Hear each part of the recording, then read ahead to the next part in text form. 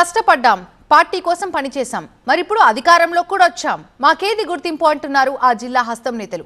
Nominated పోస్టులు భర్తీ చేస్తారా లేదా అని నిలదీస్తున్నారు. మరో సమరం దగ్గర పడుతున్న వేళ ఈ దోబూచులాట వద్దంటూ రాష్ట్ర స్థాయి నేతలను సైతం హెచ్చరిస్తున్నారట. ఇంతకీ ఆ పదవుల పంచాయతీ ఏంటి? నేతల కోపానికి గల కారణాలేంటి?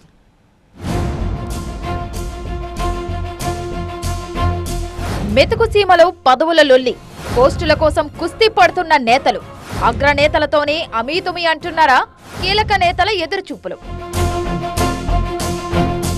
ఉమ్మడి మెదక్ జిల్లాలో నామినేటెడ్ పదవులపై గంపెడాసలు పెట్టుకున్నారు కాంగ్రెస్ నేతలు. మొదటి నుంచి పార్టీ కోసం కష్టపడిన నాయకులు అధికారంలోకి రాగానే తప్పక గుర్తింపు దక్కుతుందని ఆశించారు. అయితే ఏడాది గడిచిన పదవి మాత్రం దక్కకపోవడంతో తీవ్ర నిరాశకు గురవుతున్నారంట. దీంతో ఇకనైనా తమకు అవకాశం ఇవ్వాలని డిమాండ్ చేస్తున్నట్టు తెలుస్తోంది. ఎలాగైనా తమకు ఛాన్స్ దక్కేలా చూడాలని జిల్లా సీనియర్ నేతల చుట్టూ చక్కర్లు కొడుతున్నారట.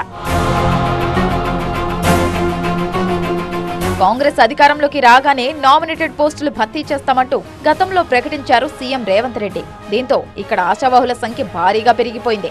ఉమ్మడి జిల్లాలో 1-2 నామినేటెడ్ పోస్టులు తప్ప చాలా వరకు భర్తీ కాలేదు. మధ్యలో పార్లమెంట్ ఎన్నికలు రావడంతో ఆ ప్రక్రియకు బ్రేక్ పడింది. ఆ తర్వాత మళ్లీ మొదలవుతుందని భావించిన ఆశావాహులకు నిరాశే ఎదురైంది. అయితే ఇప్పుడు మరోసారి నామినేటెడ్ పోస్టుల భర్తీపై సీఎం దృష్టి పెట్టడంతో జిల్లాలో కీలక నేతలు ప్రయత్నాలు ముమ్మరం చేశారు. స్థానిక ఎన్నికల సమరానికి సమయం దగ్గర పడుతున్న వేళ మళ్లీ ఎన్నికల కోడ్ రాకముందే నామినేటెడ్ పోస్టులు భర్తీ చేయాలని జిల్లా రాష్ట్ర స్థాయి నేతలపై ఒత్తిడి తెస్తున్నారట.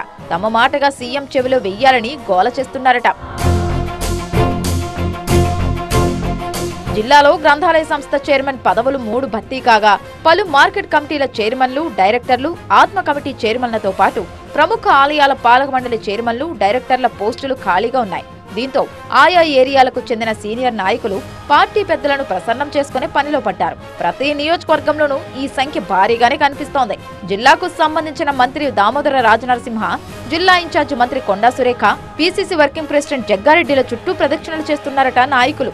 జిల్లా రాజకీయాల్లో కీలక పాత్ర పోషిస్తున్న మాజీ ఎమ్మెల్యే మైనంపల్లి హనుమంతరావు సైతం తమ అనుచరులకు పదవులు ఇప్పించుకునేందుకు పావులు కదుపుతున్నారంట.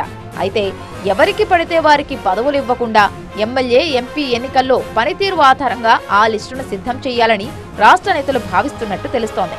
ఈ లెక్కన ఉమ్మడి మెదక్ జిల్లా నామినేటెడ్ పోస్టుల్లో ఎవరికి ఛాన్స్ దక్కుతుందనేది ఆసక్తికరంగా మారింది.